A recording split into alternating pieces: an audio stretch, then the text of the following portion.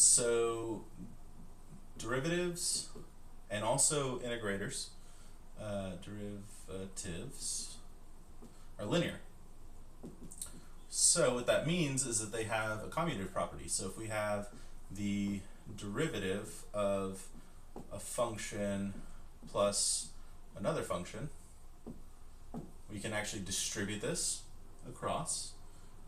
So that's the distributive property. So that gets us our d dx of f of x plus derivative of g of x. So that is distributive, and it's also commutative, so you can do it in either order. Doesn't matter. So you can do the g of x first. The other thing that is important to know about these is because the derivative is linear and it's focusing on, I'm just going to use a as a constant here. So because it's focusing on anything with a variable of x, this a does not have a variable of x, therefore it comes out, right? That's why we pull our constants out. Okay, because the constant is not with respect to x. So that's what's going on there. Okay, so let's talk about our basic derivatives, the ones that are really super important. So we need to know if you're given a constant like a, the derivative of a constant with respect to x when it's just by itself is equal to 0, right? Now if we have the derivative of a times x with respect to x, well, we just talked about that. In this case, the a comes out, and now we can just do the derivative of x with respect to x. Now, the derivative with x of x with respect to x is just going to be 1, and we'll get to why that is here in a second. Okay, next base derivative we need to know is the derivative of, we'll do the logarithm sub b of x, so logarithm base b of x, which is going to be equal to, I want to say the log goes on top, right?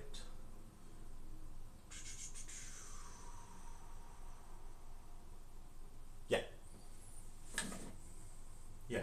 Okay, so this becomes 1 over natural log of b times x. Now that should look familiar, because if this is log base e, otherwise known as natural log, you have natural log of x. Well, this becomes natural log of the base, so that's natural log of e, which is just going to be 1 times the argument.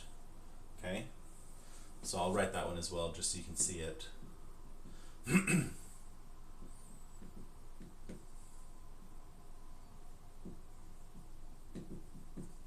Okay, so natural log, okay, let's do the exponent. So the derivative of an exponent, e to the x is easy because that's just e to the x. But what do we get if we do the derivative of a to the x? Well, it should feel pretty similar because it's very much like this one. So we're still going to get that a to the x that we're expecting. But we also have a natural log that we need to deal with, which I believe is just multiplied directly next to it. So we'll do natural log of, or no, it's just natural log of the argument times a to the x. Okay? Now we do our trigs real quick, so we make sure we have those. So the derivative of sine is equal to positive cosine, right? And the derivative of cosine is actually going to be going to negative cosine. Or I'm sorry, negative sine. Wrote the right thing, said the wrong thing. There we go. Okay, those two are great, super important to know. Get the order right, so it goes sine, cosine, but when cosine goes back around to sine, you have to put a negative on it. Okay? And then it's really important when you're doing integration to remember which way is which, because I see that mistake happen quite a bit when people are working on their homeworks and stuff. Okay, the other one we need to know is the derivative of tangent, which we should know is just going to be secant squared, or is it secant tangent? Yeah, secant squared. Second guessing myself. There we go. the chain rule, which you'll learn something called the generalized chain rule in Calculus 3, but just the chain rule we're worried about for right now is if you have a function within a function and you want to take the derivative of all of that, what do you have to do? Well, this is pretty straightforward, it turns out. So what we're going to do here is we're going to take the derivative of the outside, leave the inside alone, and then we're going to multiply that by the derivative of the inside. And that's it. That's the chain rule. Okay, and then you just keep stacking it up for however many you have. So a quick example would be if I had cosine of x squared, and I want to take the derivative of that. Okay, well, the first thing I have to do is take the derivative of cosine, which we just talked about as negative sine, and then the x squared stays the same, but then I take the derivative of the x squared. So I'm going to write that actually out. I'm going to write derivative of x squared so we know what we're doing. So now when I take the derivative of x squared, well, now I have to learn what's called the power rule. So the power rule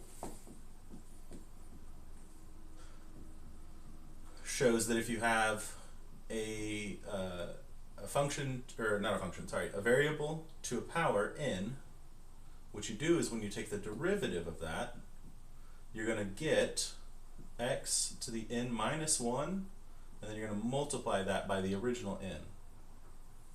Okay?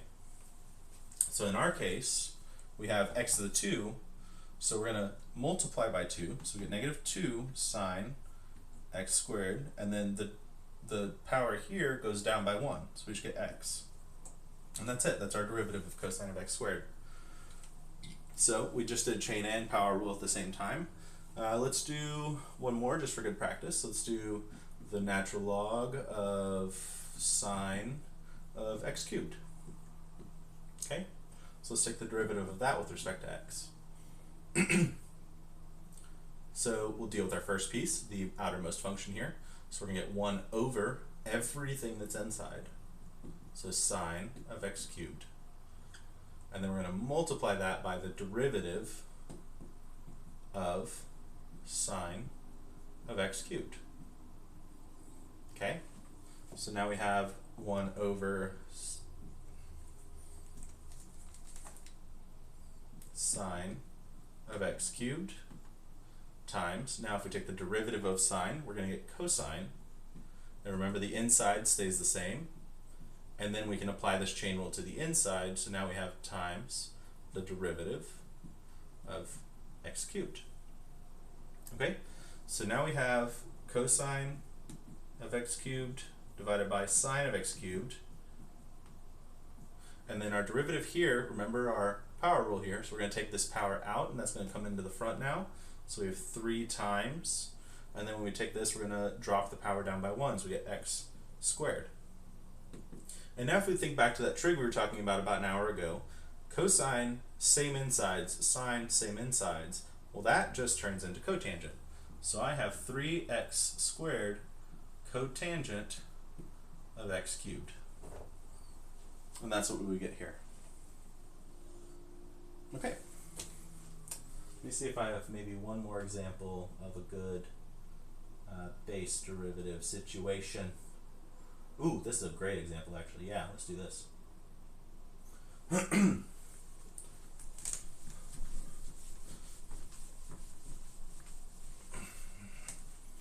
Okay, so in this case our function is going to be cosine of x squared plus 4 plus tangent of x cubed plus e to the x squared. Okay? So we want to find the derivative of this. So we could use a property here, but we don't need to. Instead, we're just going to leave it like it is for now, and we'll solve it out, and we'll see if we want to do anything at the end. So f prime of x is the other way to write derivatives. If you have the whole function, you can write it like this. So we're going to start with this cosine term. So our derivative of cosine is going to be negative sine. Your insides stay the same. And now we have to do the derivative of the inside multiplied by this. Well, this is an addition. So when you have, I'm going to write it over here, just so we can track our thoughts. So if we have the derivative of cosine x squared plus 4, that becomes negative sine x squared plus 4, and then times the derivative of x squared plus 4. Now remember, this derivation symbol distributes. So this actually, just this part, I'm not going to rewrite all the other stuff, becomes derivative of x squared plus derivative of 4. Now the derivative of a constant we talked about earlier, that's just 0. So that part becomes 0, and this x squared is all we have to do the derivative of. Now we have our power rule here, so we get 2, the power goes down, we get x to the 1, which is just x. So we're going to have times 2x here. Okay. Now, tangent, we already talked about, is secant squared. Inside stays the same. And now we can do our derivative of x cubed, which is our power rule again, so we'll have 3x squared. Now here with this e to the x, we're going to do this one over here as well, so e to the x squared. So in this case, we're going to, of course, e to the x is just going to stay the same. Nothing changes. So think about it like this, e x squared all together in one piece, okay? And that's going to help you not make mistakes with your insides and your outsides. So in this case, this just stays e to the x squared because the derivative of e to the x, or e to the anything, is just the same e to the anything. But now we do our chain rule. So now we have our d to the dx of the inside, which is x squared. So now we can have this 2x times e to the x squared. So 2x e to the x squared. And that's the whole thing. That's the derivative of this. We don't need to simplify or make it any cuter. It is correct as it is. So let's deal with the product rule first. So the product rule states when you have two functions multiplied by each other, and we want to take a derivative of all of that, we actually have to consider it in this case where we're going to take the derivative of one multiplied by the other. So we're going to use our prime notation here just to make things a little cleaner. So we have f prime times g of x, and that's going to be added to f regular, not prime, times g prime of x. Okay? So the product rule is pretty straightforward. And honestly, it's the only one I use. I don't really use the quotient rule if I can avoid it, and you can almost always avoid it if you know your exponential tricks. So if we look at our quotient rule, however, we'll go ahead and write it out real quick. We have two functions divided by each other that we want to take a derivative of. And the way we're going to do this is the top function derivative times the bottom function, and then you're going to subtract, and you'll do the top function times the bottom function derivative, and then you divide by the bottom function squared. Maybe I shouldn't do that, that's confusing. There you go. So again, like I was saying though, I never use this. It's very easy to get wrong. Because it has this negative, if you do them in the wrong order, you can mess it up pretty easily. So I do everything in my power to avoid this. The easiest way to do that is, instead of dealing with this, we could just do the derivative of f of x times g of x to the negative 1. Right? Just pull g of x to the top, and then we can just do a product rule instead. It's very rare that this gets harder than quotient rule, because quotient rule is almost always the hardest way to do derivatives. So I avoid it as much as possible. But it's there. It's a tool you have in your tool belt. Okay. I'm just going to erase this part so I have the whole right side to work with. And then we can rock out a couple examples real quick. So start with something pretty straightforward. We just have a function we're going to call h, and that's going to be the function of x times natural log of x. So in this case, we just need our product rule. So we'll go through and we'll say it doesn't matter which one you do first when they're multiplied, because it'll work out the same way either way, so it works out great. So in this case, we'll just take our derivative of the first one, which is x.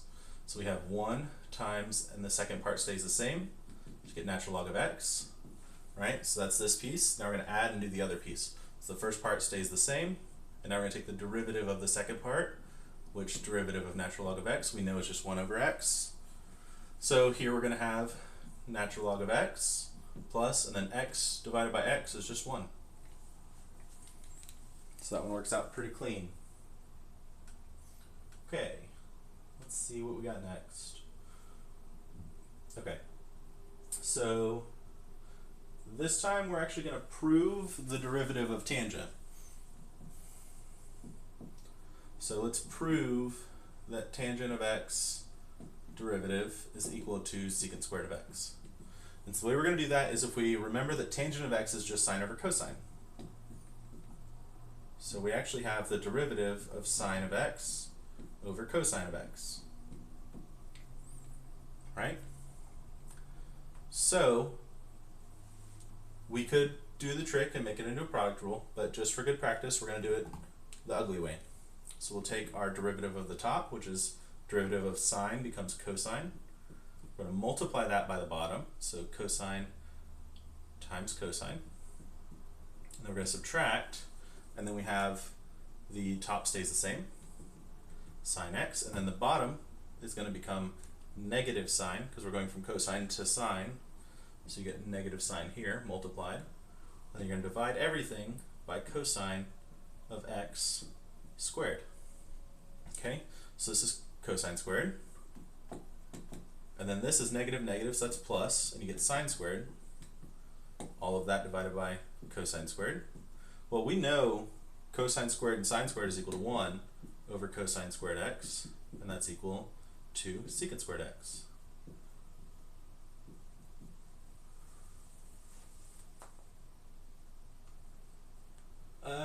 The proofs of sine and cosine that don't involve Taylor.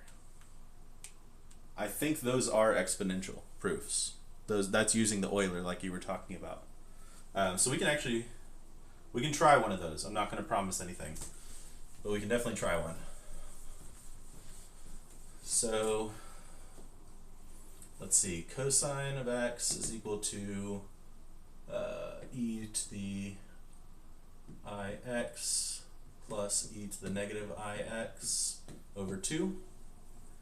And so now if we take the derivative with respect to x, theoretically we should get sine. So let's see if it works. So the 1/2 comes out, which makes our lives a little easier. We can distribute the derivative across.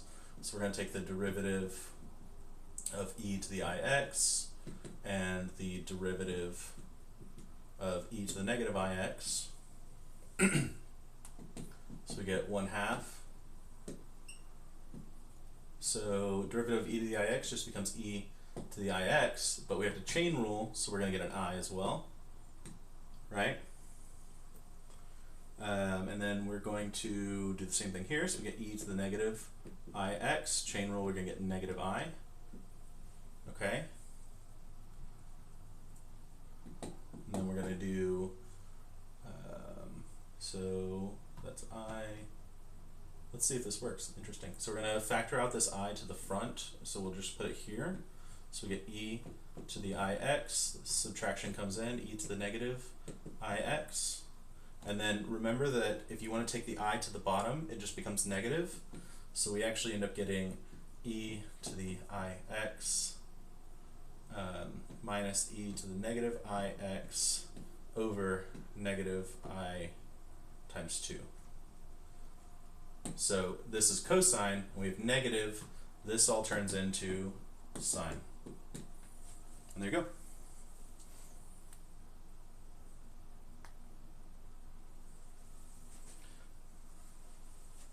Yeah, I mean, Taylor's series is definitely... In this case, we're going to have cosine of y squared divided by sine of y squared plus 3. Now, there are probably more than one way to do this. I'm totally open to all of those ways. I'm really tempted to just use my angle addition here and split this out, maybe make my life a little easier in the long run. So just for good practice, since the point of this is to teach and make sure we learn all of the stuff from trigonometry all the way through Calc 2, let's go ahead and do that. So we have cosine of y squared staying the same on top. Now, sine a plus b, if we remember from earlier, is going to be sine of y squared, cosine of b, which is 3. This may not actually be easier, we'll see. and then sine of 3 and cosine of y squared. Cosine y squared. It is both easier and not easier. We already started at this, we're going to finish it. No, I don't want to, because that's going to take way too long. I'm going to have to do a lot of manipulation. Okay, that doesn't make our life easier. Let's do it the other way then. Well, so we use the quotient just for good practice, but again, I would probably normally just flip this to the top, okay? But we'll use quotient because that's what we should do according to the textbooks. So, derivative of the first is going to be negative sine, inside stays the same, and then chain rule the inside, and you have a power rule there, so you're going to get 2y. And then all of that is multiplied by sine of y squared plus 3. Okay, and then we have our subtraction sign. Now this top stays the same, so we get cosine of y squared. And then now we do our derivative of the inside here, so we're going to get cosine of y squared plus 3. And now we do our chain rule. Remember, chain, this 3 turns to 0 because of this addition sign. And this y squared is just going to turn into 2y. And then we'll divide all of that by the bottom squared. So we're just going to write sine squared of y squared plus 3. Yeah, it should be. You're right. I'm kind of on an autopilot there. My bad. You got me. Okay, so this is our first derivative. We can simplify this out a bit. When I was doing